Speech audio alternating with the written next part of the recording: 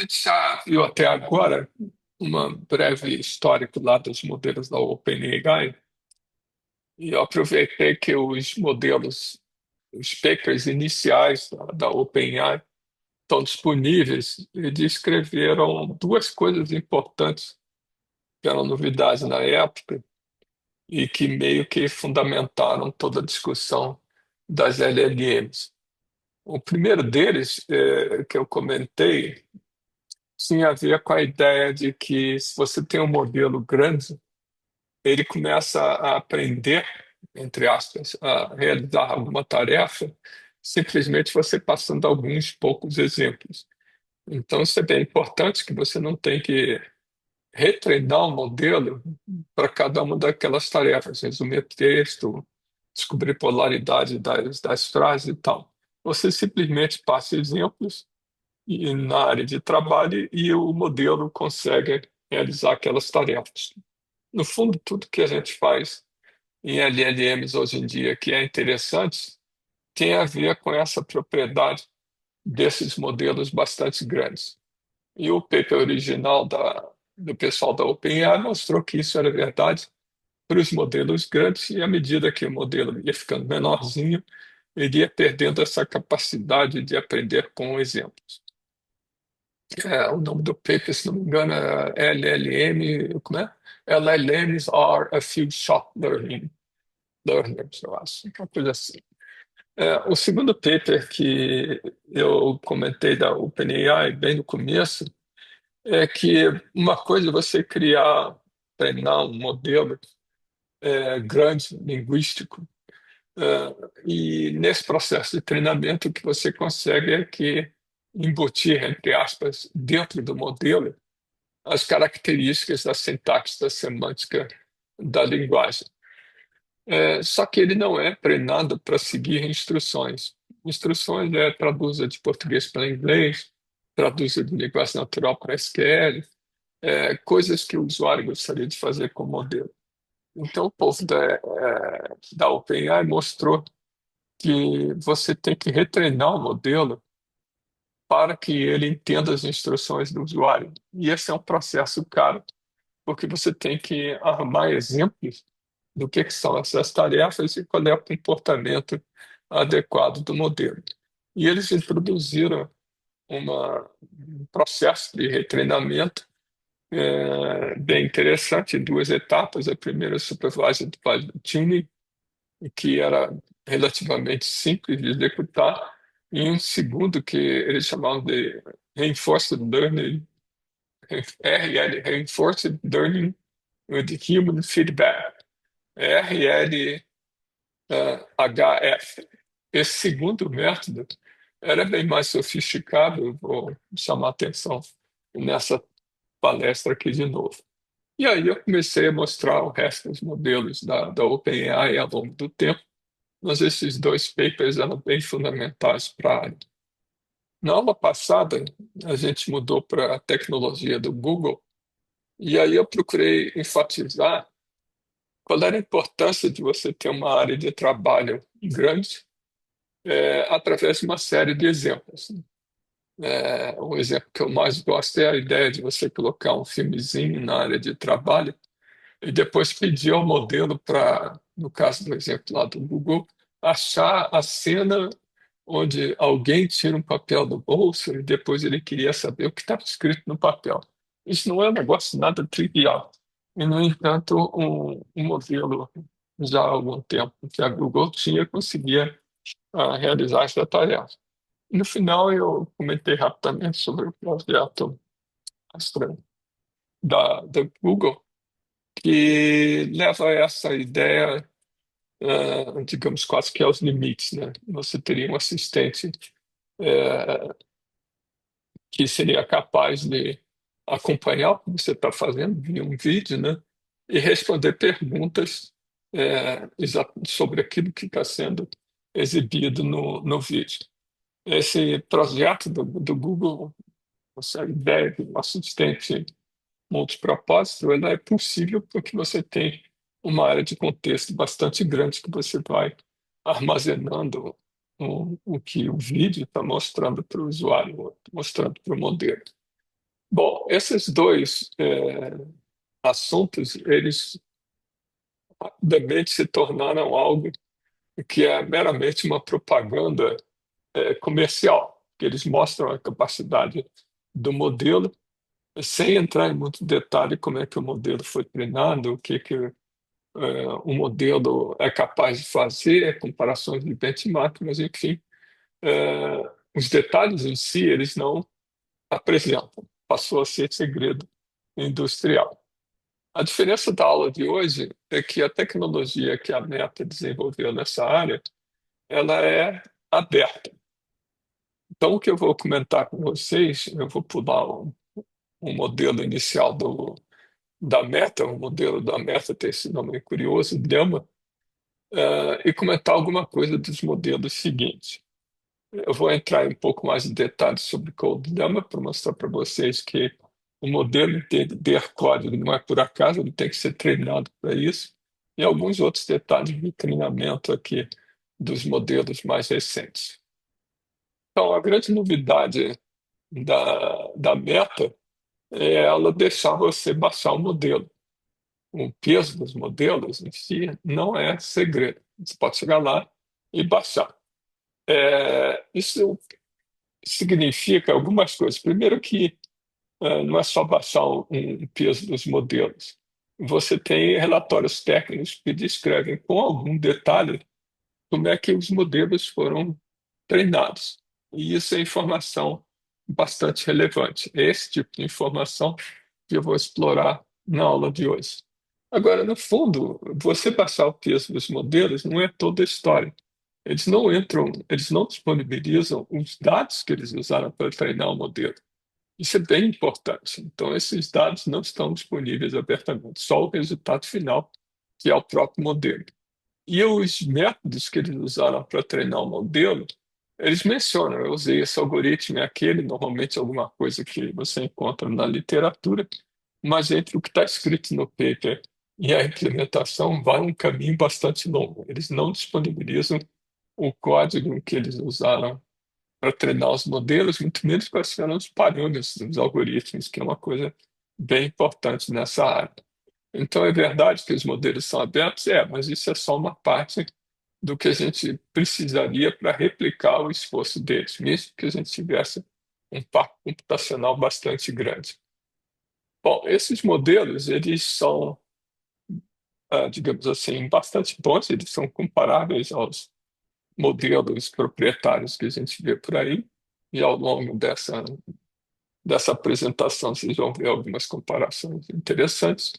E esses modelos, embora não tenham alguma coisa parecida com o ChatGPT, ou seja, uma interfacezinha que você pode brincar com os modelos, eles estão disponíveis a partir de várias outras plataformas e às vezes até de algumas dessas interfaces para você brincar com o modelo.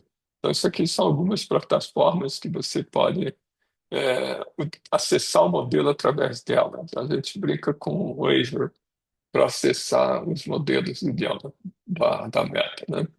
Então, são modelos abertos, sim, mas isso não diz tudo. Tem uma performance boa, sim, tem uma performance boa. A gente pode usar esses modelos à vontade, sim, pode usar esses modelos à vontade através de várias dessas plataformas. Essa tabela grandinha aqui, ela resume o que nos últimos anos a Meta andou lançando. Então, originalmente, a Meta, em fevereiro de 2023, lançou uma coleção de modelos e aí introduziu um novo Delma, e esses modelos eram em vários tamanhos. Agora, a área de trabalho desse modelo originalmente, de 2 anos atrás, era bem pequenininho. 2K já era pouco para aquela época, né? Agora, o tamanho do dataset de treino para esses modelos é bem substancial. Então, apesar deles não disponibilizarem esses dados de treinamento, a gente tem alguma indicação de que era um volume substancial de dados. Logo depois, de fevereiro para julho, 5 meses, eles lançaram uma outra versão do Llama, e aí aparece o Llama Chat. O Llama Chat, na verdade, não é chat no sentido chat GPT, uma interface, mas é no sentido de ChatGPT como modelo que segue instruções. Então, eles levaram algum tempo para pegar um modelo que era um modelo simplesmente que capturava os aspectos linguísticos dos dados e lançaram uma série de modelos que foram retreinados para seguir as instruções.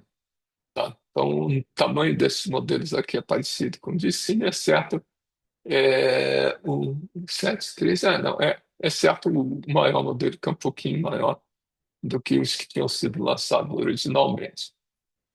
Agora, o tamanho da área de trabalho dobrou.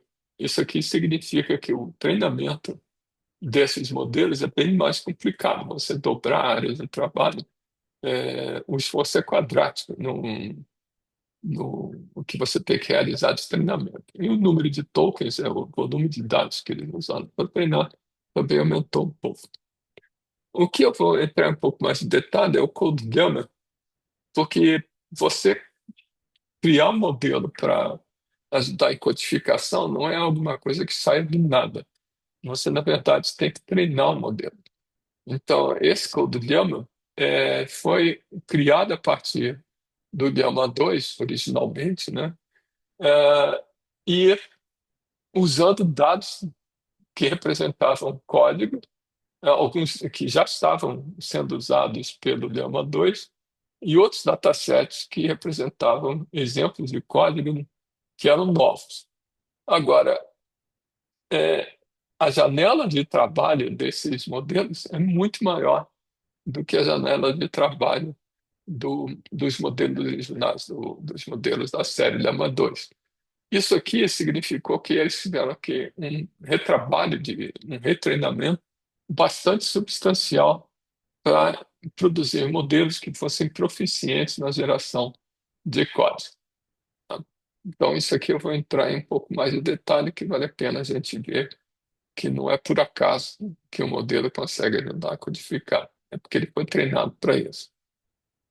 Bom, aí apareceram os modelos da série 3. Esses modelos aqui já começaram a apresentar um desempenho interessante. O tamanho da área de trabalho saiu de 4K, esquece o code, né? Saiu de 4K para 128, então aumentou substancialmente a área de trabalho e o volume de dados que eles tiveram à disposição para treinar os modelos da série 3 quase 10 vezes maior do que o Llama 2, né? Agora, teve uma espécie, parece que é reverso da discussão, que o 3.2 ele andou numa direção contrária. Em vez de tentar fazer modelos cada vez maiores, eles tentaram criar modelos pequenos, esses dois aqui, na ideia de que você pode pegar esse modelo e usar no seu computador, no seu telefone celular, uma coisa, um dispositivo que tenha uma certa capacidade limitada. Os modelos multimodais aqui são coisas muito específicas para você analisar a imagem. Aliás, o último modelo que está fazendo sucesso aí do Google é um modelo exatamente para tratar imagens. E aparentemente ele é muito bom. Os exemplos que eu vi são excepcionalmente bons. Então, nesse tempo, um ano atrás, o Delma tentou correr atrás de criar modelos pequenos, mas que sejam proficientes em tratamento de dados multimodais, imagens, basicamente.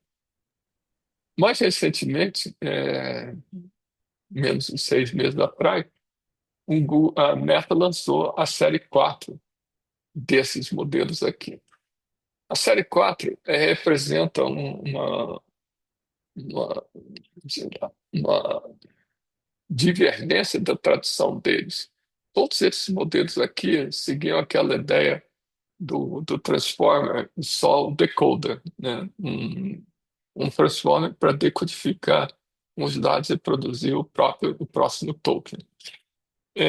Esses modelos novos e eles diziam que isso era assim porque era muito difícil eles treinarem aqueles modelos que é um MOE, né? Mixed of Experts, que você tem vários modelinhos e um gateway que dispara o token para algum desses, né, redes neurais intermediárias. Então, eles partiram para criar modelos seguindo a ideia do Mix of Experts. E esses modelos são bastante grandes, né? Se você olhar aqui, esse modelo grandão que não está completamente disponível, o modelo Mamute, né, é de 16 teratokens, teraparâmetros. Isso aqui seria um modelo gigantescamente grande, só que se você imaginar que, na verdade, não é tudo que está ativo num determinado momento, só entre aspas, né, 288 bilhões de parâmetros estão ativos tipicamente para responder cada pergunta, e o modelo é particionado em 16 especialistas, né? O modelo, na verdade, ativo não é tão grande assim, mas ele foi treinado num número grande de tokens e, é, no total, é um modelo muito grande. Agora, tem outros modelos nessa leva menores, né? O de 400 bilhões de parâmetros seria equivalente a esse aqui do Llama 3, mas, de novo, ele tem 128 especialistas ativados a cada momento, e o total de parâmetros que é usado para responder o próximo token, né, inferir o próximo token dá 17 bilhões. Então, no fundo, o que é usado efetivamente a cada passo é bem menos do que o total aqui indicaria, né? Você pensa que é um modelo gigantesco? Sim, é um modelo gigantesco, mas a cada momento é um número relativamente menor de parâmetros que é usado para gerar a próxima saída. E o número de especialistas, né, o número de coisas que estão em paralelos e que não são ativadas simultaneamente, é razoavelmente grande. 128 especialistas é um volume bastante grande. E tem uma outra versão desse modelo, chamada Scout, que tem o mesmo conjunto de parâmetros ativos a cada momento, mas não são 128 especialistas, mas 16 especialistas em cada camada, o que torna o modelo um tanto menor. Nessa transparência que está faltando aqui, tem uma outra coisa fundamental aqui. Esse Maverick aqui trabalha com uma área de 1 megatokens. Então, é uma área de trabalho bem grandinha. O Mamute e o Scout trabalha com uma área de 10 megatokens, que é bem grande. Então, esse volume, esse tamanho da área de trabalho aqui significou também um salto substancial com relação aos modelos da série 3. Então, foi um anúncio, digamos assim, que foi bem diferente, né? Apresentou modelos bem diferentes do que a série anterior, ignorando aqui pelo momento os lightweight, né? Então é isso tudo aqui que eu vou resumir para vocês no próximo 1 hora, qualquer coisa assim, enfatizando mais ah, o que significa treinar esses modelos, dado que os relatórios técnicos têm algum detalhe, bem mais, né, na verdade, bem mais detalhe do que os papers da OpenAI e do Google. Bom, então deixa eu começar rapidamente falando dos modelos da série 2. Eu vou pular esses modelos iniciais, né, falar alguma coisa da série 2 e depois engrenar no CodeLab. Então, essa série 2 do Llama já tem algum tempo, né? Aqui a gente está falando de mais de 2 anos, um pouco mais de 2 anos atrás. Por que eu estou chamando atenção para esses modelos? Porque eles introduziram uma coisa interessante, que é essa história do GQA. O que significa isso? Bom, isso não é uma ideia nova.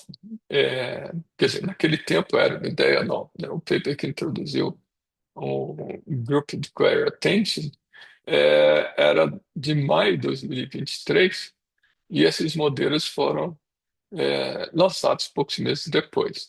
Então, na época que esses modelos foram construídos, essa ideia aqui era bem nova. Por que essa ideia é importante? No Transformer convencional, quando você vai gerar o próximo token, você olha para a área de trabalho, para context area, que são esses azulzinhos aqui, vê quais são os vetores que estão lá e vai tentar criar um novo vetor que é passado para a próxima camada. Então, esse azulzinho multiplicado por uma coisa que é chamada de char produz uma série de valores que é usado para a próxima camada. Bom, essa figura aqui indica que esse processo aqui de pegar os vetores que estão na área de trabalho e ir lá buscar as chaves, multiplicar uma coisa para outra para produzir os valores, é um processo que é caro e fica caro à medida que você tem uma área de trabalho bem grande, né? Uma área de trabalho bem grande significa essas multiplicações aqui bem numerosas. Em oposição a isso, você pode ter uma arquitetura que é o que eles chamam de multi-query, que já existia na época que eles criaram esse modelo, que a ideia é a seguinte: você vai, olha a área de trabalho, olha um pedaço grande da área de trabalho e busca uma chave que corresponda a todas essas coisas que você observou e produz um único valor de saída. Bom, o que essa figurinha aqui dá a entender é que isso daqui é muito mais rápido do que fazer essas contas individuais aqui. Por outro lado, é mais ou menos óbvio, assim, hand-waving bastante, né? Que isso daqui você perde um bocado de precisão comparado com esse modelo aqui. Então você ganha em velocidade porque tem menos conta para fazer. Em compensação, como você está agrupando e como que agregando um pedaço grande da janela, você perde em qualidade da saída. O que o Grouped Query Attention faz é um meio caminho entre as duas coisas. Você agrupa a área de trabalho em pedacinhos e esse pedacinho, cada grupo desse aqui, age como se fosse um multi-query. Então ele pega um grupo, pega uma key associada ao grupo, multiplica isso por isso daqui e produz um valor. Então o que essa figura aqui dá a entender é que o Grouped Query Attention é alguma coisa que é mais rápida do que o multi-head, porque tem menos contas para fazer, mas ela é mais demorada que o multi-query. Por outro lado, ela tenta preservar alguma coisa da precisão do multi-head e, em princípio, produziria uma resposta mais precisa do que um multi-query. Então, esse exemplo aqui basta para a gente entender que o que eles estavam procurando nesses modelos grandes é um balanço entre velocidade de inferência do modelo, né, inferência para o próximo token, entre velocidade e qualidade do token, né, a acurácia do token que está sendo produzido. Então, de certa forma, naquela época, 2 anos atrás, isso aqui era uma novidade bem substanciada, né? Esse paper aqui descreve em detalhe o que é um Group Query Attention e tem a opção de exemplos. Aliás, não é esse paper, não. Esse paper aqui. Esse aqui descreve em razoável detalhe o que é o Group Attention, Group Query Attention e quais são as vantagens e desvantagens. Bom, aí tem uma outra coisa interessante no relatório técnico desse modelo. Isso é alguma coisa que na época, até que eles publicaram, o quanto você gasta, ou o quanto você gastou para treinar aquele modelo. O quanto você gastou em horas de GPU. Então, o modelo maior dessa série gastou 1,7 milhões de horas de GPU para ser treinado. Isso aqui é o peak performance de cada uma das placas que eles usaram. Eles têm uma descrição razoavelmente detalhada sobre esses dados aqui. Mas o mais curioso é o quanto você gastou de tonelada, do equivalente a toneladas de carbono, de CO2, para treinar o modelo. Bom, que história é essa daqui? Bom, se você gasta energia para rodar lá as placas gráficas, você gasta energia para o ar-condicionado, então você pode transformar o seu gasto de energia em toneladas equivalentes de CO2. É como se você queimasse carvão para produzir aquela energia, o quanto de emissão associada a essa queima de carvão existe. Grosso modo, no fundo, é isso. Então, anos, há 2 anos atrás, eles estavam preocupados também com o impacto no meio ambiente do esforço de treinamento dos modelos. Tá? Então, não é pouca coisa aqui que você gasta de GPUs para treinar cada um desses modelos aqui. E como não é pouca coisa o número de horas de CPU, de GPU, você acaba gastando um bocado de energia. Tá? Bom, essa outra tabela aqui é uma comparação entre o que foi originalmente anunciado, que foi o Llama 1, em fevereiro de 2023, contra o Llama 2. Então, a principal diferença é uma área de contexto muito maior. Essa história de você fazer group attention para tentar fazer um balanço entre velocidade e acurácia, e o tamanho o número de tokens, o tamanho dos dados que você usou para treinamento. Então, meio que dobrou, né? E você dobrou a área de trabalho, que é uma coisa bem importante. O tamanho dos modelos é mais ou menos o mesmo. Então, isso aqui é algo que a, a Meta torna disponível até hoje, via esses relatórios técnicos desses vários modelos, né? E que a concorrência não abre muito o jogo, mesmo a questão de consumo de energia necessário para treinar um modelo. Bom, aí tem uma outra questão interessante. Esses modelos, como os modelos lá da OpenAI, quando a gente fala do modelo, normalmente a gente está falando de um modelo que foi treinado, ou no jargão é pré-treinado, com dados tirados da web, livros, etc. e tal. Então, esse aqui é o modelo linguístico. Para você fazer esse modelo seguir instruções, você tem que criar um conjunto de testes que tem uma entrada do modelo,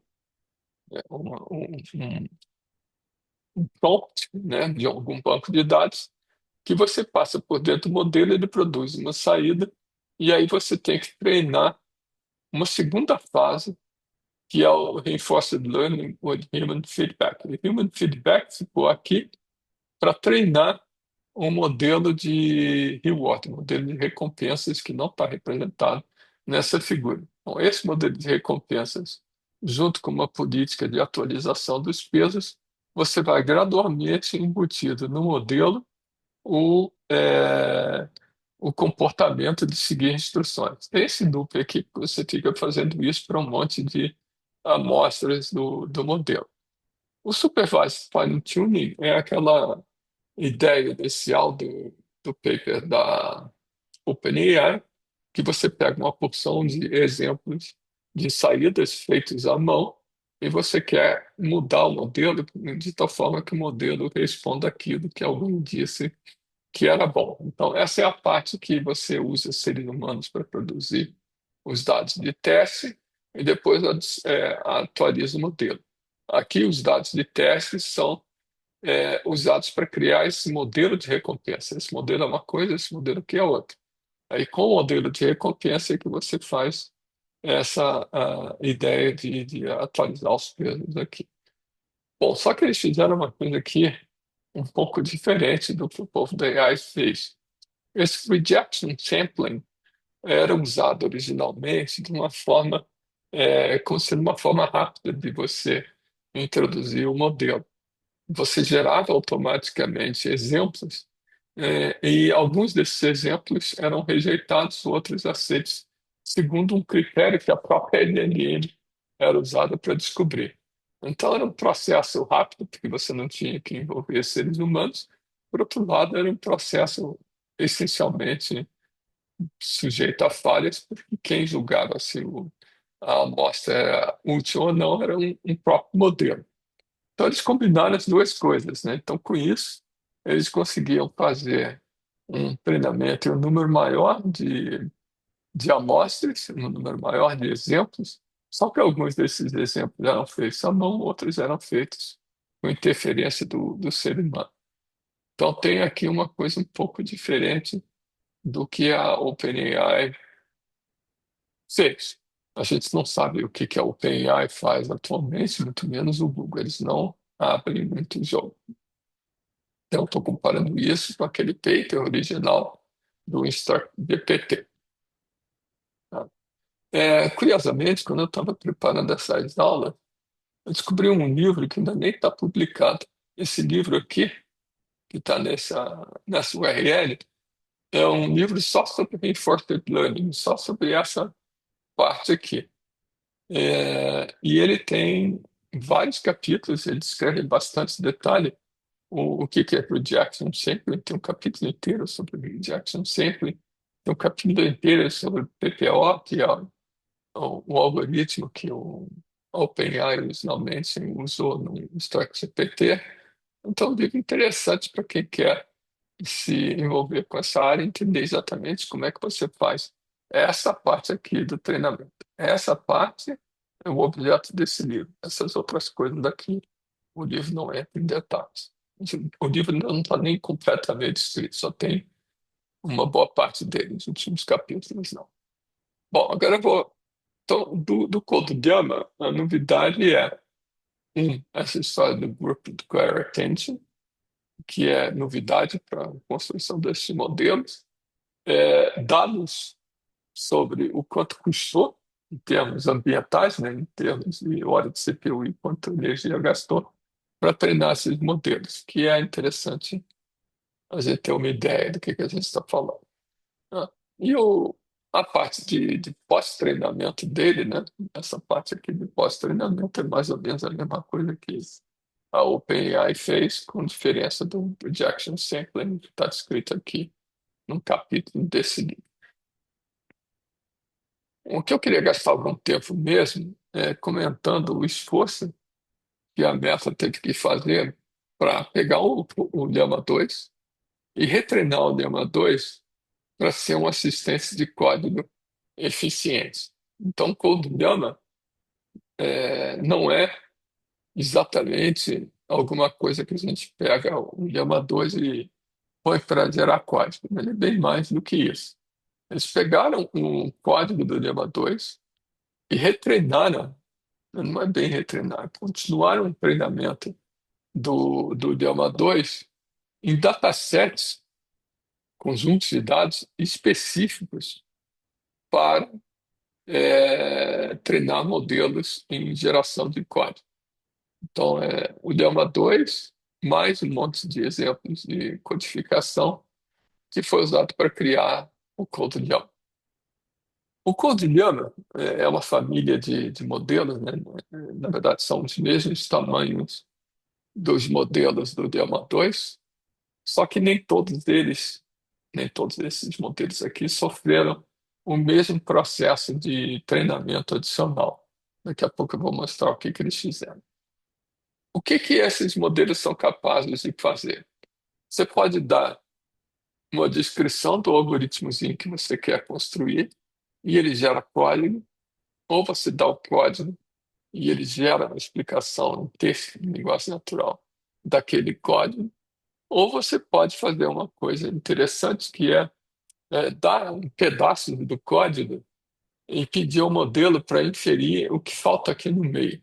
O Stop Code Completion é exatamente isso. Você dá uns pedaços do código e pede para ele completar o que está faltando. Nada disso aqui, nenhuma dessas três tarefas, é alguma coisa simples. Não é alguma coisa que o Code Llama fosse capaz de fazer simplesmente porque ele não foi treinado para nenhuma dessas tarefas daqui. E debugging é o caso mais simples de explicar. Bom, então, são tarefas nada triviais que eu preciso fazer com que o Llama 2 consiga dar conta dessas tarefas. Só que o que o Llama 2 sabe é o básico dos básicos, então tem que retreinar. A segunda coisa que é meio óbvia é vou gerar que pode. Então, você ainda por cima tem que pegar uma base de dados, né, um conjunto de dados para treinamento, que contenha um número suficiente de exemplos das linguagens que você quer atacar para essas tarefas daqui. Então, no fundo, essas tarefas multiplicadas pelo número de linguagens que você quer trabalhar, te dá uma ideia do esforço que é de treinamento e do tamanho dos datasets de teste que você vai ter que ter. Aqui, inclusive, o C Sharp, olha só. Bom, então aí é, eu vou mostrar para vocês rapidinho, né? Um esforço adicional de retreinamento para criar alguma coisa básica que trata essas linguagens todas para essas tarefas. Um modelo que é especializado em Python. O que que significa isso? Bom, eles criaram, estruturaram datasets de treinamento em Python e não genéricos, né? E a última coisa é a questão de você pegar esses modelos aqui e, de novo, fazer aquele processo de fazer com que o modelo siga instruções do usuário, né? Então, isso aqui é um bocado de esforço. Eu acho que tem algum lugar. É. Esse Codilhama, ele saiu aos poucos, né? Então, o primeiro, esse 70B aqui, só foi lançado em janeiro, quase um ano depois dos outros modelos, né? Por que que ele levou tanto tempo para ser treinado? Porque esse modelo de 70 bilhões de parâmetros, ele é capaz de suportar uma área de trabalho bem maior, então é bem mais difícil de treinar. Então, essa questão dos 100 tokens, né, de área de trabalho, nota que o Llama 2, a área de trabalho é 4K tokens. A gente está falando de 100 megatokens, 100K tokens, né, bem mais, né? Então, por que que isso é importante? É mais ou menos óbvio, né? Você se quer que ele faça a interpolação de código, quanto mais a área de trabalho, maior a área de trabalho for, mais você pode passar contexto para ele gerar a parte intermediária. Se você está querendo fazer debugging, quanto maior a área de trabalho, mais você pode passar de código para ele fazer debug. Então é bem importante que a área de trabalho seja substancialmente grande, na época era substancialmente maior do que o resto, para que o modelo seja útil nessas tarefas de codificação, né? Bom, isso aqui eu já comentei, né? Uma coisa, todos esses modelos da OpenAI, do Meta, do Google, eles costumam ter uma descrição lá no GitHub que eles chamam de Model Card. Então, se eu for lá no GitHub e procurar pelo Llama 270B, não, Code Llama 270B, vem uma descrição básica, um model card, né, um cartãozinho de apresentação do modelo com os dados básicos, né? Então, essa ideia do model card, todos eles têm. É, Agora, o que que a gente consegue fazer com isso? É, Você, por exemplo, pode pedir para zerar gasto. Então, ele gera essa linha de código aqui a partir dessa descrição aqui. Bom, tem aí e uma explicação do que é são esses parâmetros aqui. Isso aqui é mais interessante, né? Eu estou pedindo uma descrição, eu estou dando uma descrição de alguma coisa que eu quero que ele gere usando o Matplotlib, né? Matplotlib. Então ele faz aqui uma brincadeira interessante. Então isso aqui é gerado automaticamente a partir dessa descrição em linguagem natural. Então, tanto esse exemplo quanto esse são exemplos daquela tarefa de sair de texto para linguagem natural. Esse aqui é o exemplo que existe no modelo, no paper, nesse paper aqui, que descreve o codilema. Esse string grandão aqui o paper técnico, digamos assim, o que tem todos os detalhes. Esse daqui é uma espécie assim de resumo para o público do que são esses modelos, né? O interessante é pegar esse string grandão. A meta aparentemente joga um hash lá em cima do relatório técnico. Bom, então, quais são os problemas que eles enfrentaram? A primeira coisa, a gente tem que pegar os modelos lá do Llama 2 e continuar o treinamento deles em exemplos de codificação. Bom, depois tem essa tarefa bem difícil, digamos assim, de dados dois pedaços de texto, de código, você preencheu o que deveria estar no meio. Como é que isso acontece? Não, você tem que treinar o modelo, não é do nada, né? Então, tem que arrumar exemplos de pedaços de texto que tenham um meio, você tira o meio e retreina o modelo e espera que o modelo reproduza o que você tirou. Então, isso dá trabalho. A questão de aumentar a área de trabalho. Bom, os Llama 2 tem 4K. Eu quero ir para 100K tokens. Não é nada trivial, 25 vezes mais ou menos de aumento, né? É, a outra questão é seguir instruções, mas isso é basicamente a mesma coisa que a gente tinha nos modelos anteriores de pegar um modelo básico e fazer ele seguir instruções. E a última coisa que tem que me preocupar nesse treinamento é que eu quero criar modelos que sejam específicos para Python. Então, esse modelo aqui precisa de dados de treinamento e ele precisa ser criado a partir dos modelos do Llama 2 básicos.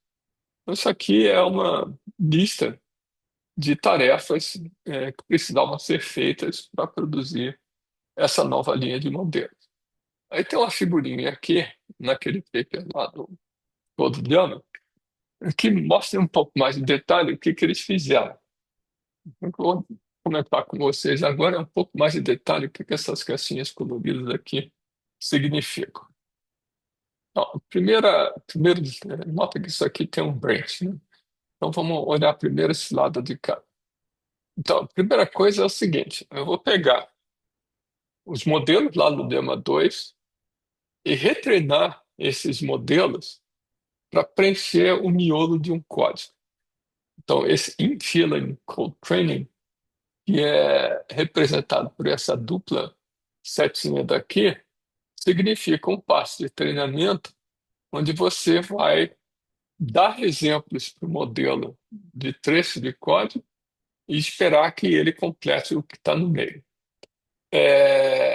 Bom, não sei por cargas d'água, eles fizeram isso para todos os modelos, exceto para o de 34 bilhões. Então, se vocês olham aqui para baixo, por exemplo, o 34B não tem nenhuma dupla setinha do lado.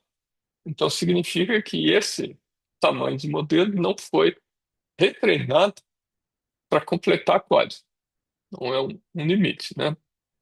É, agora, todos os modelos foram treinados nas tarefas básicas que dado linguagem natural produza código, dado código explique o que aquele código significa.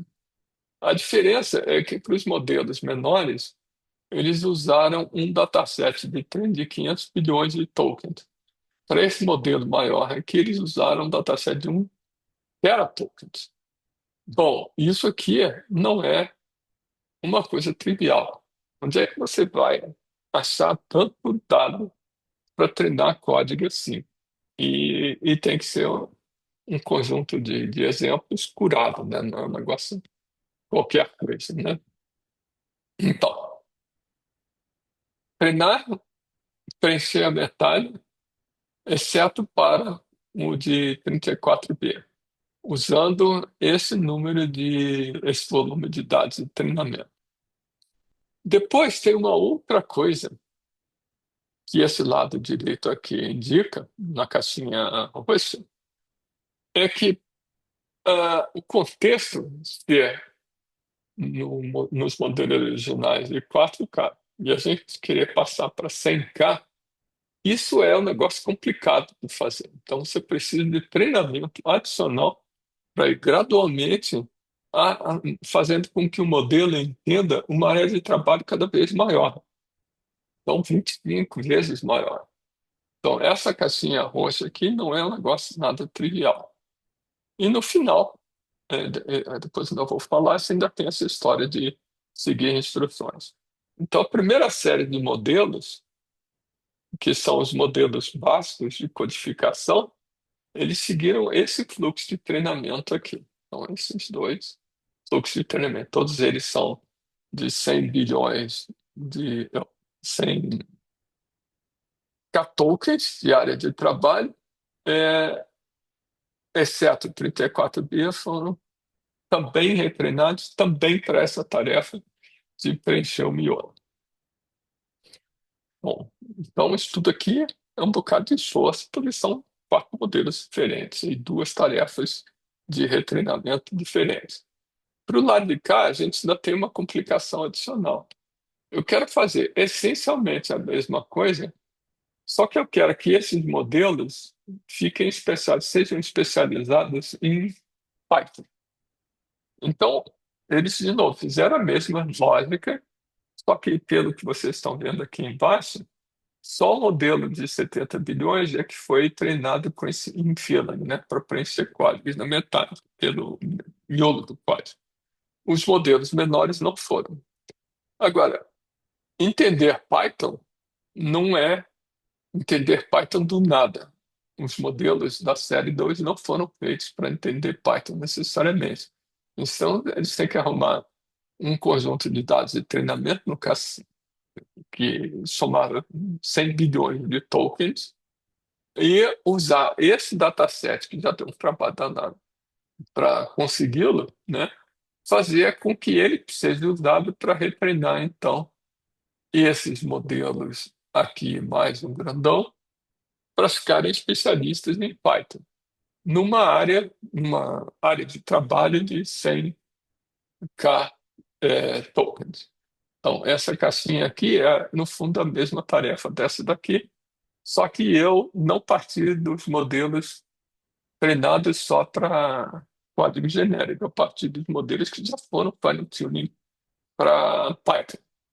Então, essa figura aqui dá uma ideia da trabalheira que foi gerar os CodeDelta, essa família de. Ah, ainda tem mais uma, eu esqueci.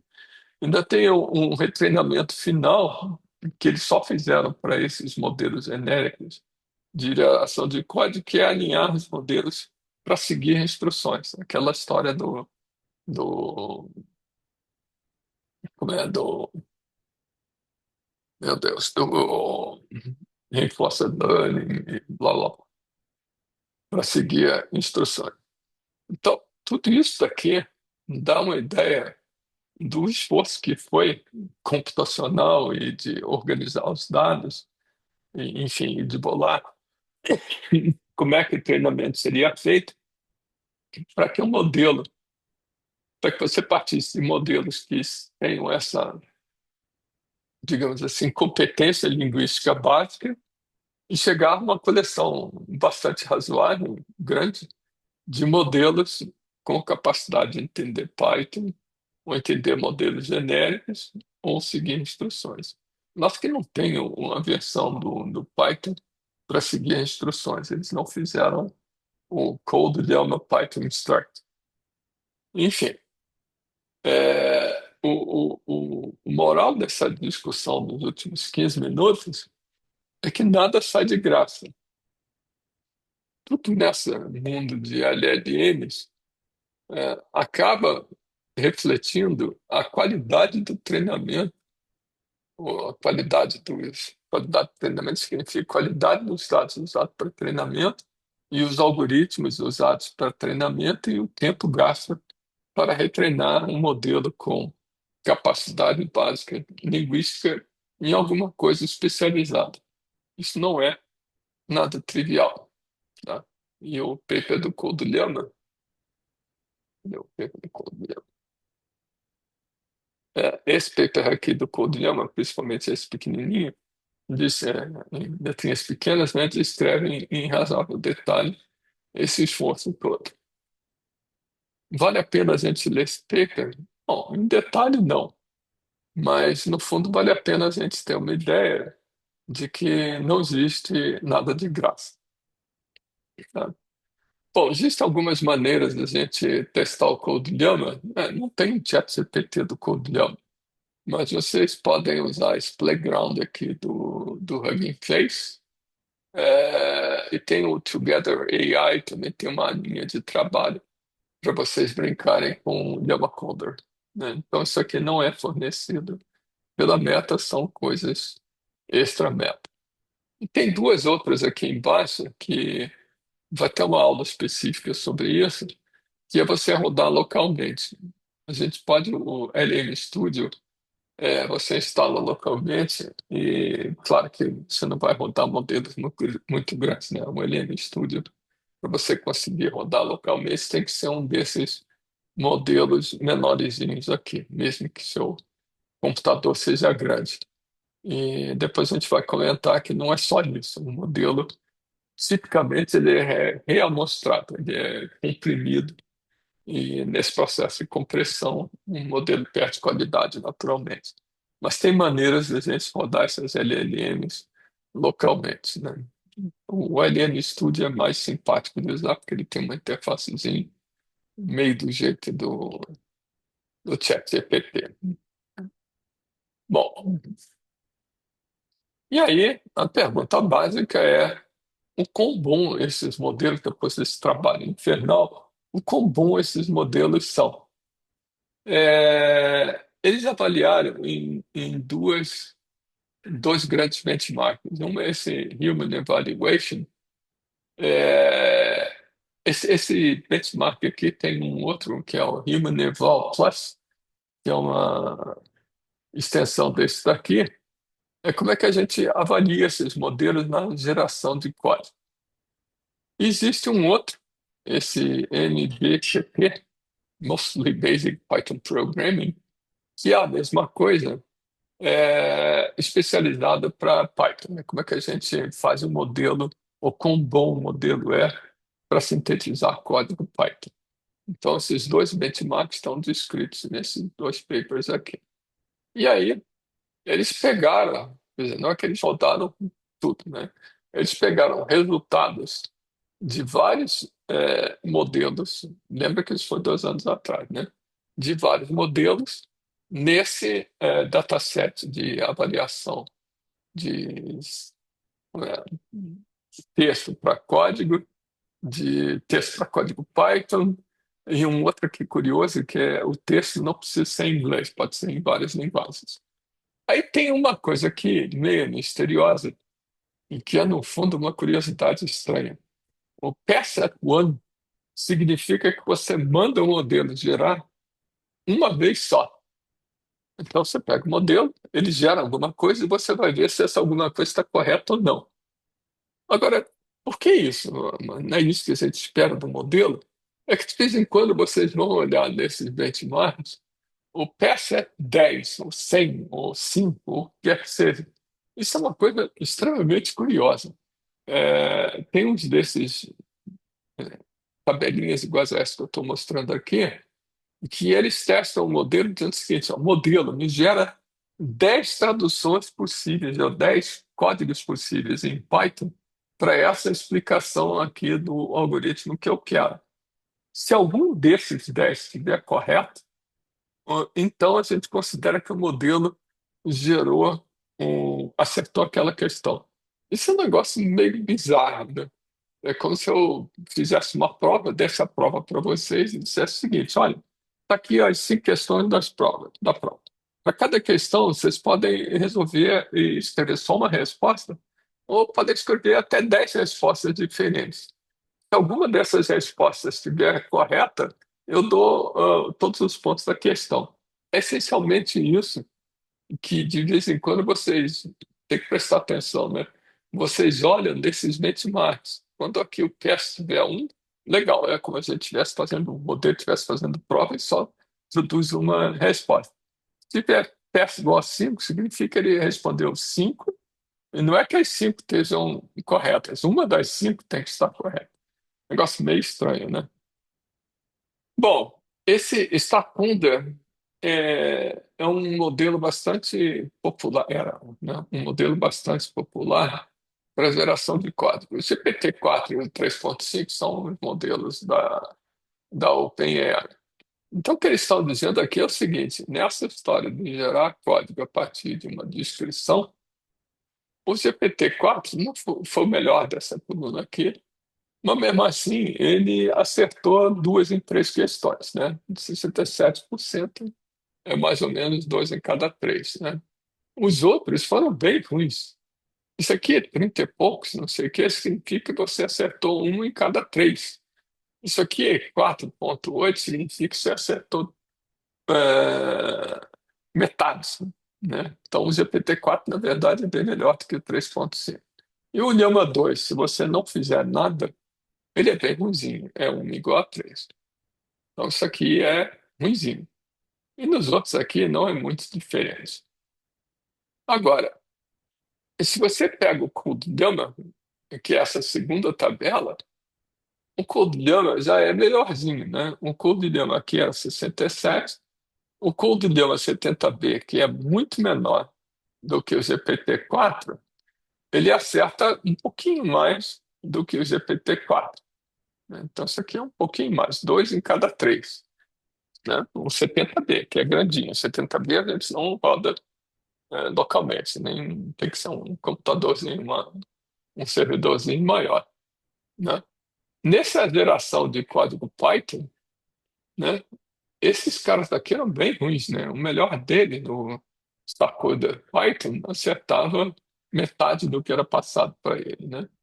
Isso aqui é bem limitado, né?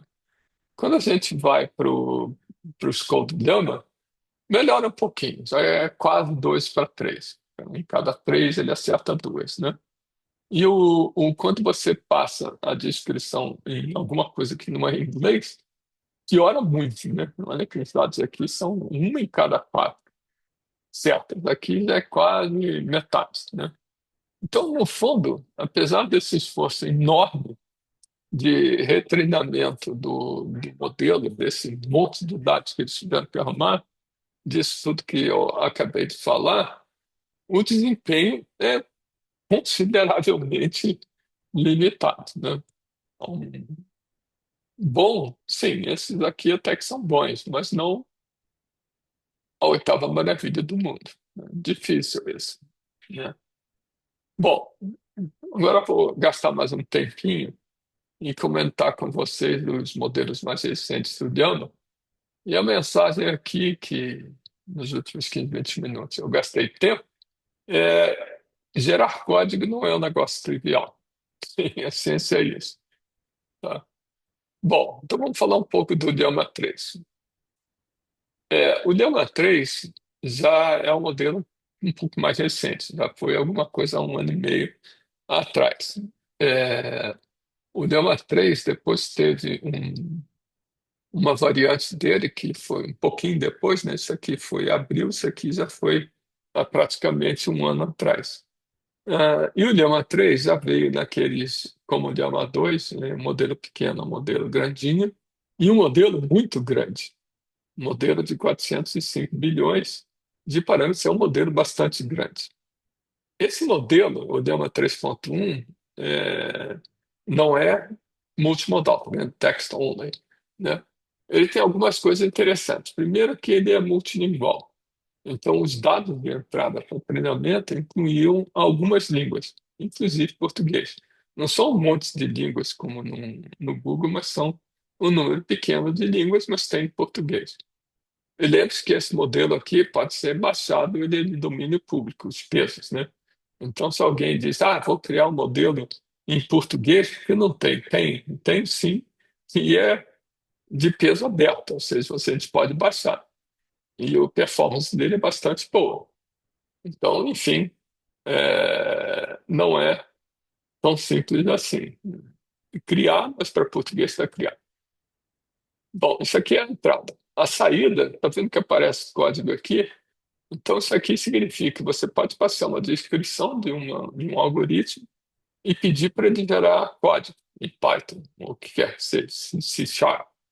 Então, eles já incluíram no treinamento do 3.1 aquelas tarefas de gerar código de uma forma adequada. A área de contexto, lembre-se que o Llama 2 era 4K, o Llama 3 é 128K, então já passou a ser uma área de contexto considerável, né? Maior do que o Cold Llama. Então, isso aqui melhorou bastante. Isso aqui é interessante. E tem um modelo bem grandinho. O volume de dados que eles usaram para treinamento também aumentou muito. Tem em algum lugar ali o número de tokens que eles usaram para o Llama 2, mas acho que foi 2 tera. Aumentou muito o volume de dados. Isso deu um bocado de trabalho para conseguir a coleção de dados. E os modelos, para seguir instruções, seguiram aquela receita de bolo da OpenAI, Supervised Fine Tuning, a partir de exemplos do que você quer gerar, e aquela história do Reinforcement Learning with Human Feedback. Então, isso aqui não tem novidade nenhuma. Tá? Ah, tem uma novidade sim com relação às coisas da OpenAI, voltar a usar aquela Group Query Attention dos 70 bilhões de parâmetros lá do Llama 2. Então, isso aqui eles mantiveram, o que significa que o modelo pode ter uma performance adequada. Então, melhorou bastante, né? Então, aqui tem um resumo das características do modelo. Nota que originalmente do Llama 3 eles não eram multilinguais, o Llama 3.1 passou a ser. Aqui é alternado simplesmente porque é o modelo é treinado para seguir instruções, por isso que alterna verde e vermelho. Long context. Para esses modelos, esse modelo do 70B e mais os modelos da série 3.1, tem esse contexto grandinho aqui, 128K, né? E a outra é a capacidade de chamar ferramentas de dentro da execução. Isso aqui, quando eu comentei sobre a OpenAI, eu chamei um pouco de atenção, assim, rapidinho, do que é importante a gente ter a capacidade de chamar ferramentas de dentro do prompt. Então, essa era a situação da OpenAI há um ano atrás, mais ou menos, né? É, Tem uma observação que essa figura aqui eu só coloquei por causa dessa observação. Isso, nós estamos falando de um ano atrás, né? Julho de 2024. E nesse paper aqui deles, eles textualmente afirmam que eles vão continuar a usar a arquitetura tradicional do decoder only, em lugar de uma arquitetura de mixed of experts, para melhorar o treinamento, a estabilidade do treinamento. Eles estavam falando isso explicitamente porque Mistral, os modelos são um modelo francês chamado Mistral, que eu vou falar daqui a mais algum tempo. O Mistral sempre teve um mixed of experts. E eles disseram aqui em julho de 2024 que eles não queriam seguir essa arquitetura, eles seguiram a arquitetura tradicional. Isso aqui é uma maneira de explicar a arquitetura tradicional do decoder. Tá? Bom, então, o que aconteceu? Ah, eles têm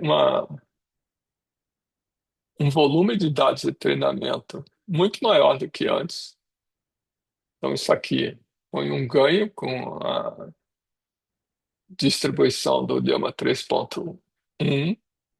É, a história de retreinar para seguir instruções, eles mantiveram a ideia de fazer uma coisa mista, de pegar as amostras geradas sinteticamente, rejeitar algumas e misturar isso com as amostras que um ser humano disse que eram as melhores e usar aquela ideia de você, com esse conjunto de amostras, treinar um modelo de recompensas e usar o algoritmo clássico de ajustar o peso dos modelos, é o tal do. Ah, não, esse aqui não era PPO, eles usaram um outro modelo chamado, um outro estratégia chamada Direct Preference Optimization. Esse paper aqui eles escrevem por que que eles usaram isso daqui e não um algoritmo que a OpenAI usou, tá?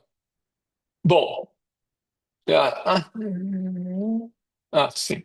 Essa é a observação que eu não pintei de verdinho, mas essa história de rejection sampling, ela está associada à ideia de que você usa exemplos sintéticos para gerar exemplos do que você quer com as instruções, né? A instrução, pronto, com a instrução, gere SQL e o resultado esperado. Só que uma boa parte, 25 milhões desses exemplos, eram gerados sinteticamente usando os próprios modelos dele. E usando os próprios modelos, eles olhavam para a cara do que era gerado, o modelo olhava para a cara do que era gerado automaticamente e rejeitava algumas dessas amostras sintéticas e outras deixava passar. E isso era misturado com datasets disponíveis para seguir instruções. Nenhum desses datasets aqui é disponível publicamente. Então, aquele troço que eu comecei falando no início, que, tá bom, o modelo é aberto, no sentido que você pode baixar os pesos e fazer o que quiser com o modelo. Mas eles não abrem os datasets de treinamento, que são coisas extremamente importantes. Isso deve ter ficado claro depois de 3 palestras sobre esse assunto. E os próprios algoritmos de treinamento. Uma coisa é você dizer que você usa DPO ou PPO. Outra coisa é o algoritmo, a implementação daquele algoritmo nas placas, nas GPUs que você está usando. Vai um longo caminho entre uma coisa e outra. Tá? Bom, agora tem uma outra observação que eu queria comentar com vocês, que não é nada trivial. É o seguinte: essa história de dizer que eu estou olhando para uma área de trabalho, um contexto ainda de 128K, para gerar o próximo token, não vem de graça. No fundo, quando você gera, quando você treina o modelo, eles começaram treinando o modelo numa janela de contexto bem pequenininha. O 8K, no fundo, é bem menor do que o que a gente tem hoje. Só que quando você aumenta essa área de trabalho que você está considerando para treinar o modelo, o custo de treinamento é quadrático, aumenta muito você ir aumentando a área de trabalho. Então, eles fizeram isso aos poucos. O que que significa isso aos poucos? Eles treinaram o modelo basicamente para uma área de trabalho de 8K, depois eles aumentaram a área de trabalho para 16K. Quando você aumenta a área de trabalho e retreina o modelo com uma área de trabalho maior, o que pode acontecer é que o que era bom para 8K fica ruim. Então, eles têm que ter certeza que quando eles retreinam o modelo, aumentando a área de trabalho, o que existia antes continua valendo. Então, isso é um problema. O segundo problema é o que significa aumentar a área de trabalho e o modelo estar bem treinado para aquela nova área de trabalho. Aí eles têm uns mecanismos de teste meio curiosos, chamado Needle in a Haystack. Isso aqui é achar a agulha do palheiro, né? Haystack é um palheiro, né? Aquela pilha de feno. E o negócio é achar uma agulha dentro da pilha de feno. O que que é a pilha de feno? É um contexto muito grande. A agulha é um particular vetor dentro daquele monte de vetores. Então, é bem importante quando você tem uma área de contexto bastante grande, você conseguir olhar para a área de contexto e descobrir algum detalhe que está ali no meio da área de contexto. E é isso que eu quero maximizar quando eu retreino em contextos cada vez maiores. Então, nesse paper, e em vários outros papers que discutem essa história de áreas de trabalho grandes, você é, consegue distinguir essa área de. Desculpe que o telefone resolveu tocar. Você olha e procura aumentar a área de contexto sem perder a capacidade de descobrir algum detalhe no meio da área de contexto. Esse é um negócio meio misterioso, mas no paper eles têm uns exemplinhos bem interessantes e todos os papers que falam desse treinamento de LLMs em áreas de contexto muito grandes usam mesmo é, expressão de Needleman Research. Bom, é, isso aqui eu já acabei falando, que é o problema de gerar dados sinteticamente. É, a outra coisa que eles tiveram que se preocupar, está aqui, é, Code, né? Está vendo aqui que eles, modelos são capazes de trabalhar com código no sentido do code demo que eu falei há meia hora atrás. Então, para que isso seja verdade, eles tiveram que pegar esses modelos da série 3.1 e fazer um treinamento específico, daquele jeito todo que eu falei para vocês, para retreinar os modelos para conseguir produzir código a partir de texto. Não é qualquer coisa. Nota que a entrada aqui é texto e a saída pode ser texto ou código. Então você pode traduzir texto para código, mas se explicar código não está nas tarefas que esses modelos conseguem fazer, senão teria código aqui na entrada. A entrada é só texto, a saída é que é texto e código. Então, no fundo, o que a gente está dizendo é que eles são capazes de gerar código a partir de texto. Mas para isso eles têm que ser retreinados usando datasets que têm um código, e aí eles foram atrás de gerar sinteticamente outros exemplos de linguagem natural para código. Isso é relativamente mais fácil, mas de qualquer maneira você tem a preocupação de gerar exemplos sinteticamente que sejam corretos, né? Claro. Então não é nada trivial você fazer com que o modelo tenha uma competência em geração de código. Tudo aquilo que eu falei para vocês, só que agora a gente tem modelos maiores, né? E vai por aí afora. Tem umas questões de você, digamos, o modelo entende português. De novo, ele não entende português por acaso. Ele entende português porque eles conseguiram dados do teste para treinar no português. Só que o volume de dados que eles têm nessas linguagens aqui varia muito.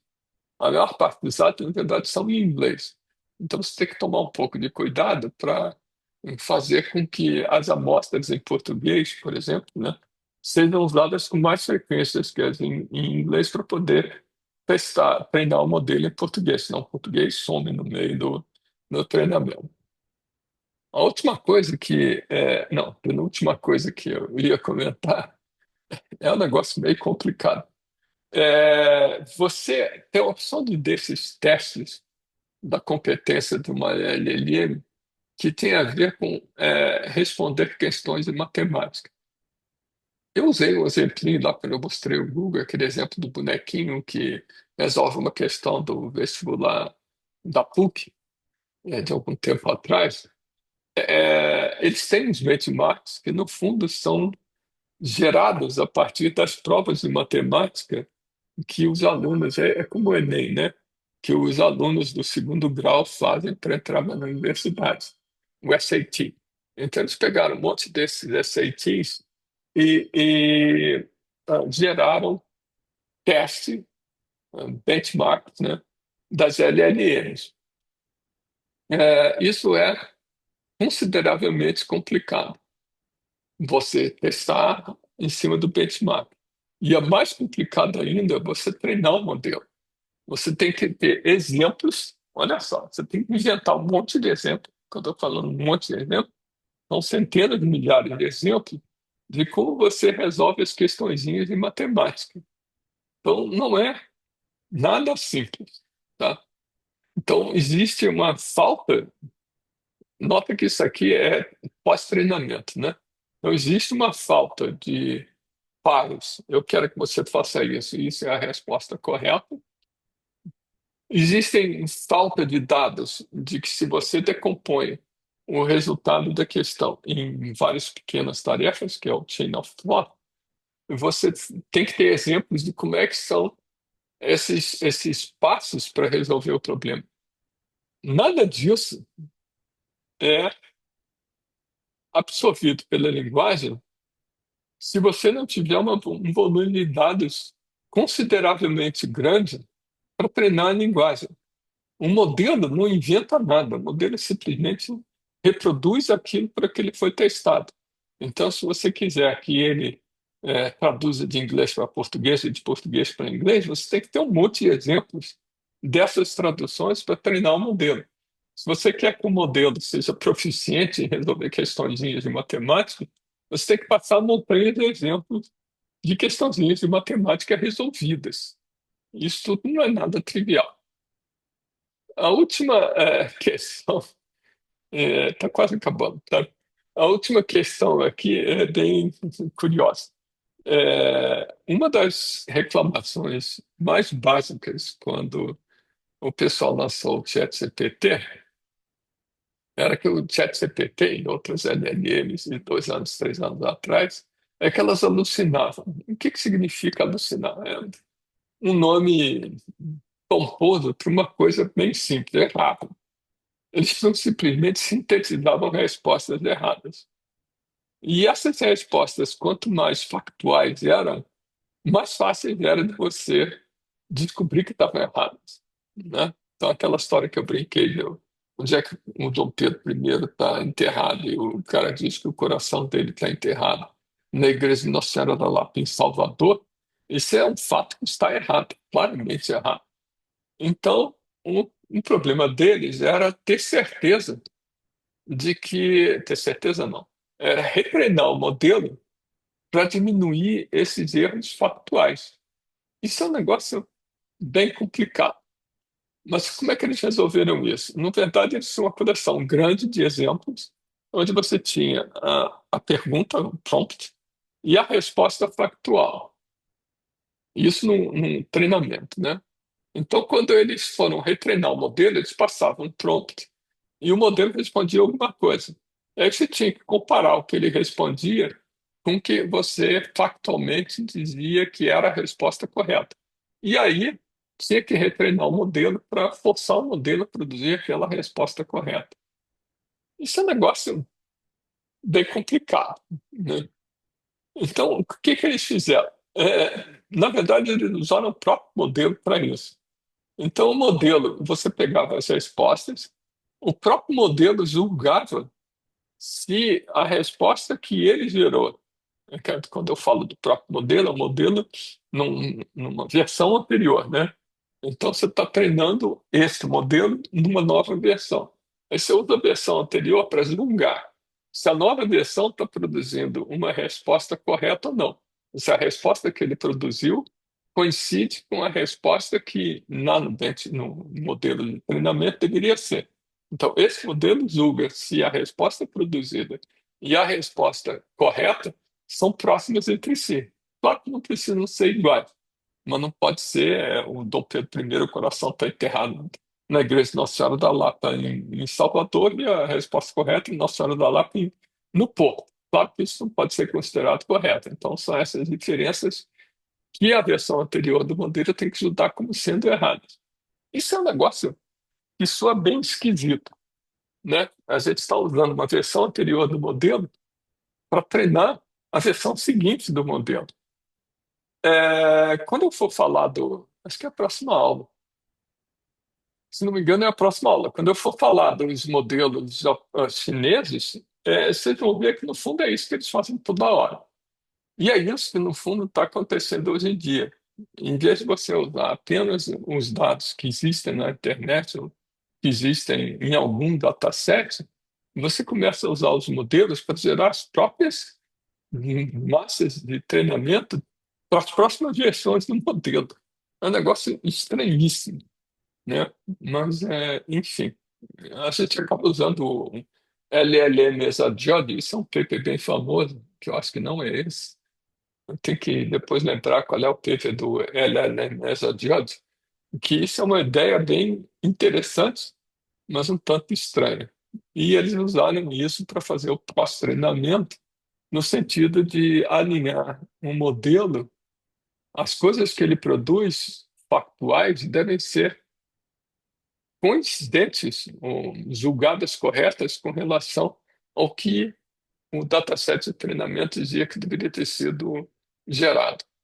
Isso aqui é um processo bem esquisito, mas que, no fundo, eles implementaram para melhorar o que eles chamam de factualidade do Llama 3.1.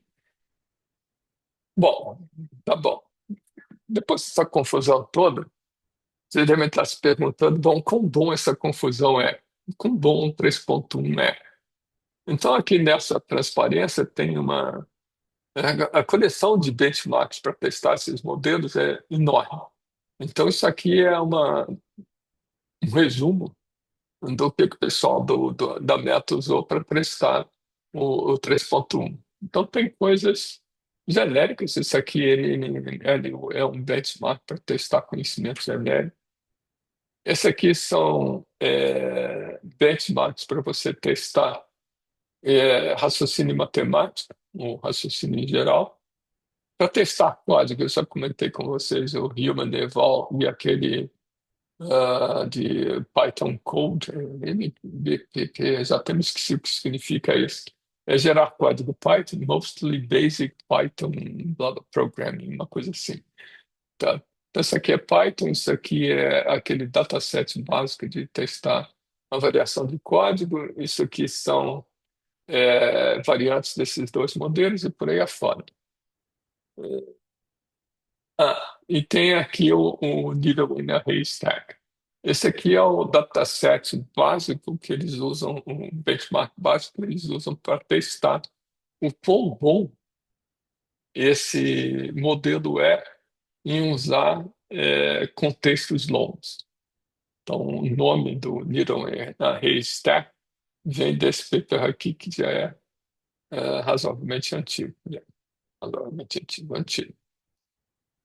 E aí, o que eles fizeram, isso aqui dá um trabalho infernal, é comparar o modelo deles com a concorrência. Só que o modelo deles são três modelos, né? O pequenininho, o médio e o grandão. Bom, então não é razoável pegar o pequenininho e comparar com o GPT-4, que é gigantesco, né? Então eles comparam o modelo pequenininho deles com o modelo pequenininho do Google. Isso aqui é uma versão livre do modelo do Google. Esse modelo aqui não é particularmente bom. Esse aqui é o dos franceses. E aí eles começam a pegar cada uma daquelas benchmarks que eu mostrei para vocês na transparência anterior, roda contra cada um desses modelos e compara. Então você vê que produzir essa tabela daqui é um trabalho infernal. Leva um monte de tempo alguém testar esse modelo. Então o que eles estão mostrando aqui é que o modelo pequenininho deles, em alguns casos, ele não é o melhor. Mas na maior parte dos casos ele é melhor do que o da Google e é melhor do que o dos franceses. Mesma coisa para o modelo intermediário dele. Eles compararam o modelo intermediário dele com o modelo dos franceses. Esse modelo aqui é Mixed of Experts. E o GPT 3.5 Turbo, que na época era um modelo razoável. Então, de novo, o modelo deles, tirando um dos casos, ele ganha dos outros. No modelo grandão, as coisas já não são tão boas assim, mas de qualquer maneira eles estão comparando o modelo grandão deles com o melhor modelo que tinha da OpenAI, que na época era o 4O, né? De vez em quando o 4O ganha, e com o Claude. Eu não falo desse modelo aqui, mas o modelo da série Claude é bastante bom, da Anthropic. Você vê que o Claude aqui teve um desempenho, se você pegar o número de negritos aqui, tão bom quanto o modelo da Meta, né? Então, isso aqui é antrópico, em codificação, esse modelo daqui é bastante bom. Mas, enfim, é, depois de um trabalho infernal, eles estão mostrando que o modelo deles, que vocês podem baixar, instalar ou fazer o que quiser com os pesos, ou seja, um modelo aberto, é tão bom quanto os modelos é, de fechados, né, os proprietários, o que não deixa de ser interessante. Então, agora eu vou passar só rapidinho, isso aqui só tem uma ou duas transparências de cada um desses, né? Eu estou falando aqui há um monte de tempo e é meio repetitivo. O 3.2 ele vai numa direção bem diferente do que eu acabei de falar. O 3.2 na verdade, eles procuraram criar modelos pequenos que pudessem ser rodados em máquinas locais. Então, você vê que o tamanho dos modelos é bem pequenininho. O tamanho do contexto continua sendo bem razoável, mas o tamanho dos modelos é bem pequenininho. Então, a ideia é que você possa rodar no seu telefone, né? Então, está aqui o model card do Llama, multilingual, que é interessante, né? Tem as mesmas características do 3.1, ou seja, gera a partir de texto, a partir de texto gera código, área de contexto bem grande, tem para português, foi distribuído há um ano atrás. Esse aqui é o modelo para rodar localmente, né? Como é que eles fizeram esse modelo? Deixa eu pular logo para cá. Esses modelos pequenininhos, eles não foram treinados a partir do zero. Eles fizeram alguma coisa bem interessante. Eles pegaram os modelos grandões e começaram a podar os transformers dos modelos grandões. Eles fizeram duas coisas, eu acho que está escrito aqui. Peraí.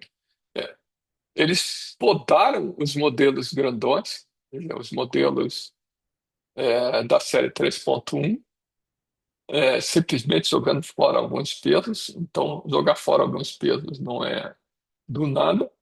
E a segunda coisa é você reduzir a precisão do modelo. Mas o modelo pode ficar melhor porque você jogou fora peso ou porque você reduziu o número de bytes usado para representar os pesos, né?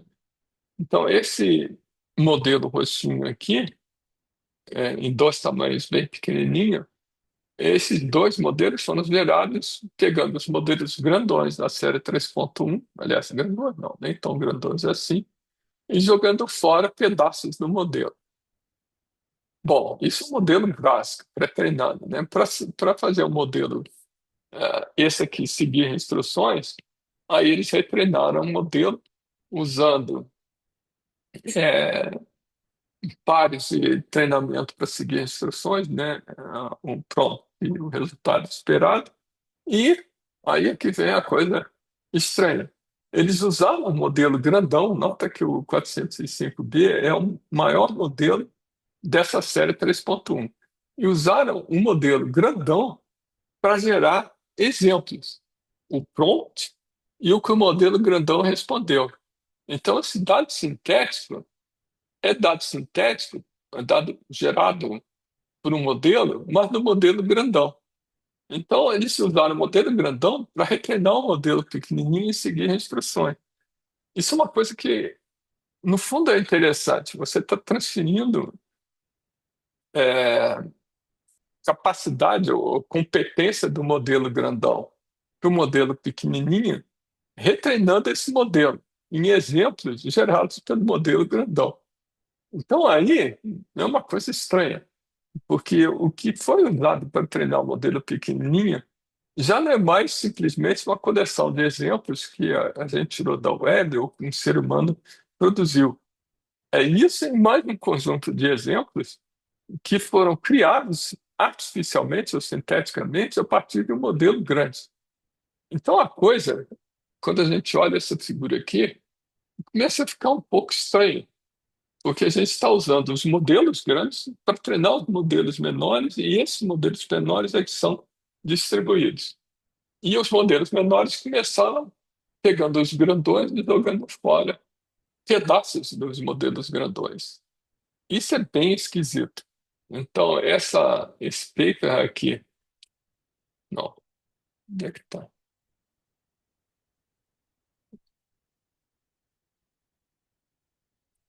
Eu não pus aqui.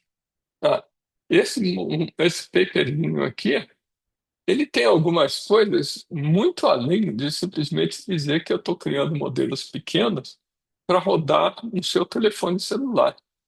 Esse paper aqui introduz ideias que a gente vai mostrar de novo quando eu falar dos modelos chineses, bem esquisitas, né? Isso aqui é um negócio bem esquisito. Essa história de você mostrar um modelo até que dá para engolir. Isso aqui é bem esquisito. Enfim. Bom, tem um outro par de modelos dessa coleção que é específico para trabalhar com modelos multimídia, né? Então, esses modelos aqui são numa direção completamente diferente dos anteriores. Como é que eles fazem isso? Ah, eles fazem isso de uma maneira estranha. Eles treinam separadamente um conjunto de modelos para entender, entre aspas, imagens. E aí misturam um modelo para texto com um modelo para imagem.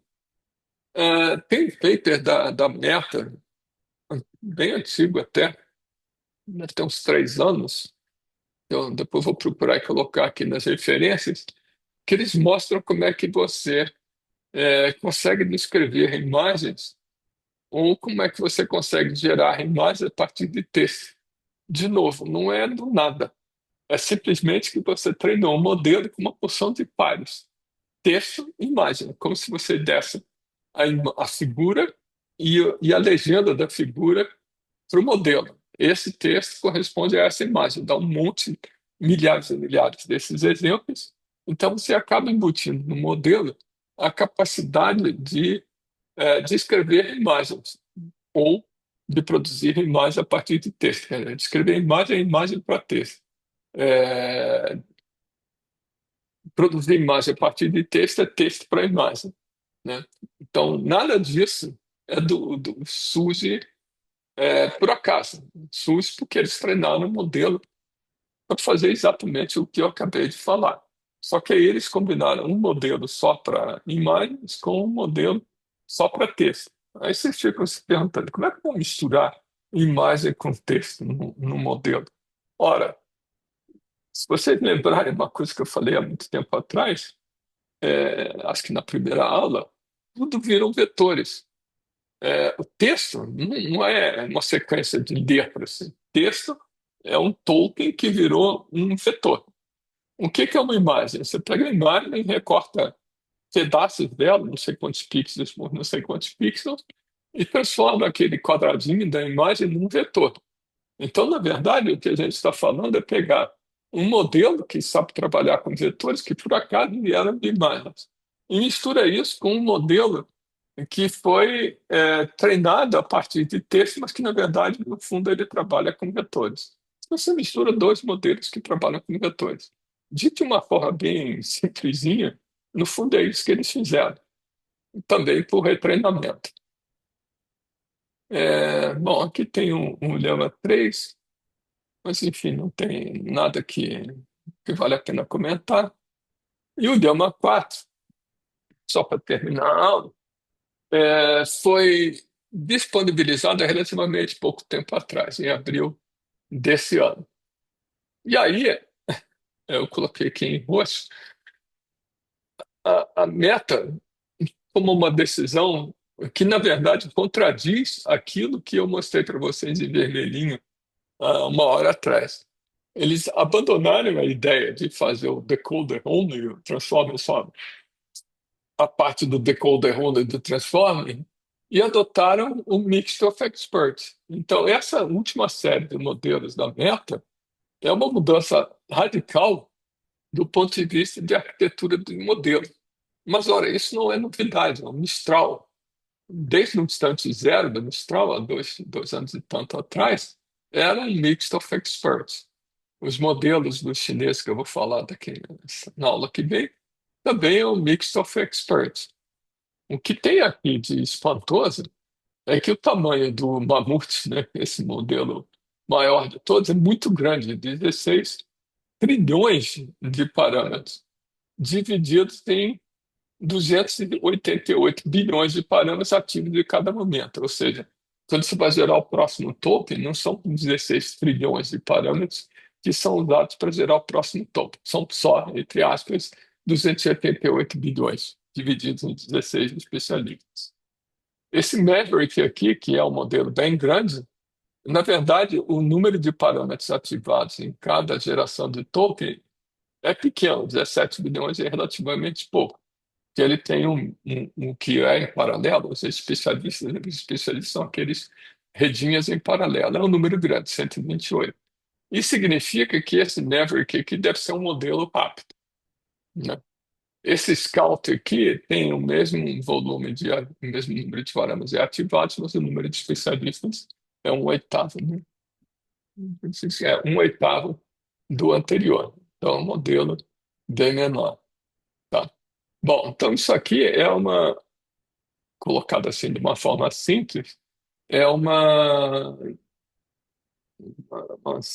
digamos, uma departure, uma divergência do que a própria Amanda afirmava há um ano e meio atrás.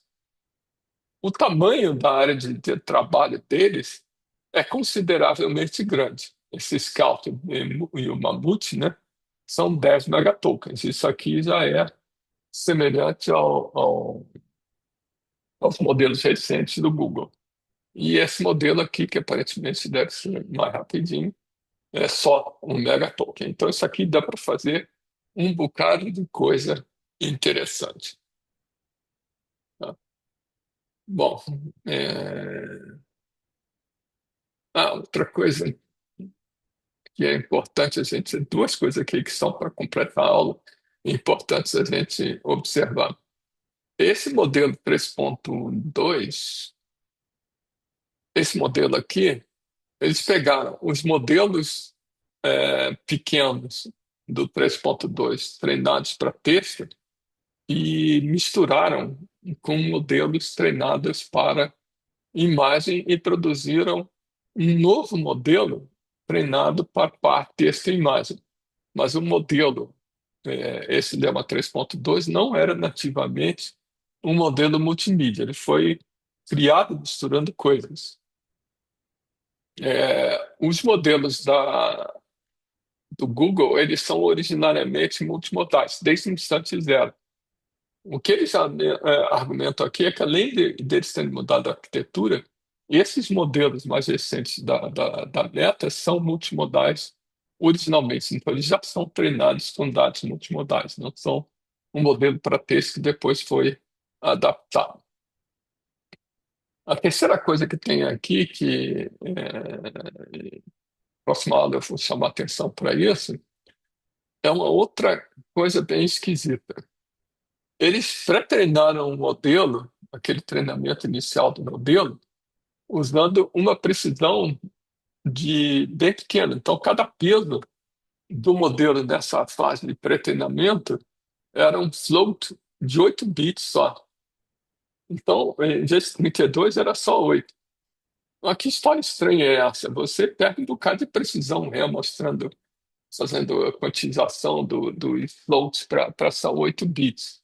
Em compensação, você ganha uma velocidade de treinamento enorme, porque aí a placa gráfica tem que trabalhar com multiplicações de 8 bits só.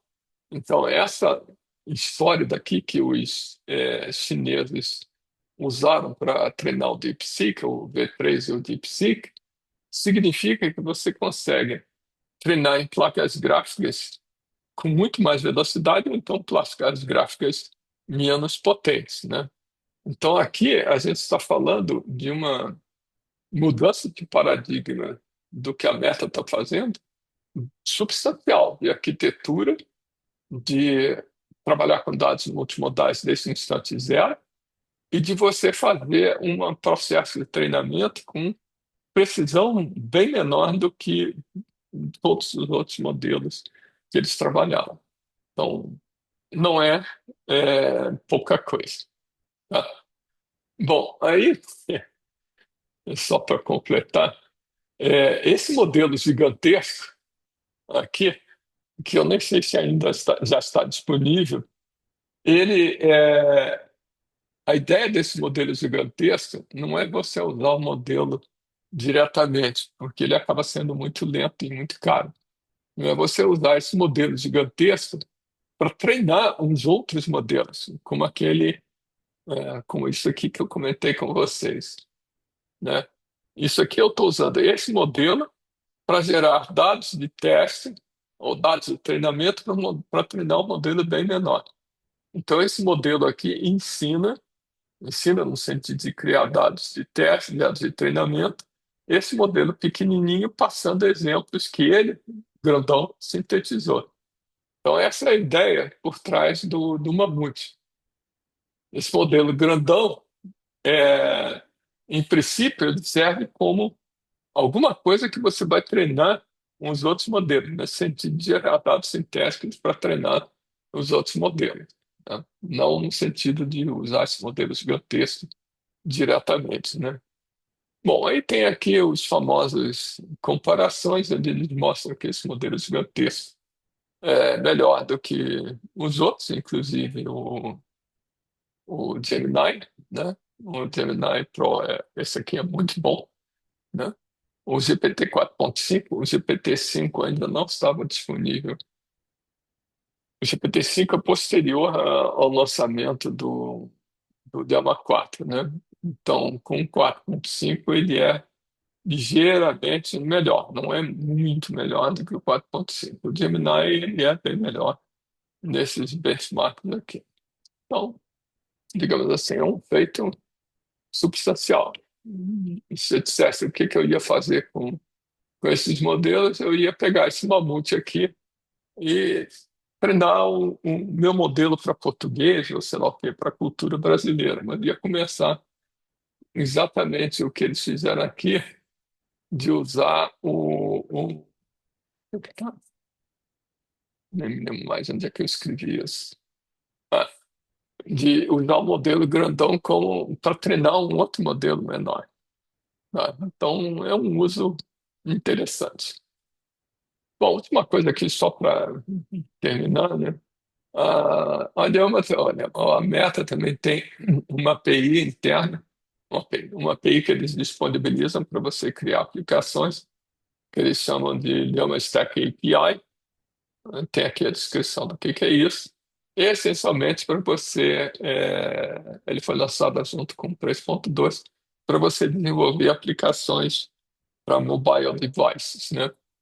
É, uma certa hora pode ser até interessante a gente olhar isso daqui, mas no momento chega de falar de dados, né? Então, tem aqui a arquitetura da API, não vem ao caso, depois olha aí lá. E aí, no final aqui tem os papers que eu comentei, os principais papers que eu comentei ao longo dessa quase 2 horas que eu estou falando aqui. E aí a grande diferença é que esses papers aqui que estão na tela são tipicamente muito mais detalhados, tipicamente muito mais detalhados, pô, eles têm uns detalhes, ou um conjunto de detalhes razoavelmente grande sobre como esses modelos foram criados, em oposição à documentação da OpenAI e do Google, que é essencialmente uma documentação para vender a tecnologia e não para mostrar como a tecnologia foi desenvolvida. Então, como eu falei no começo do papo, é muito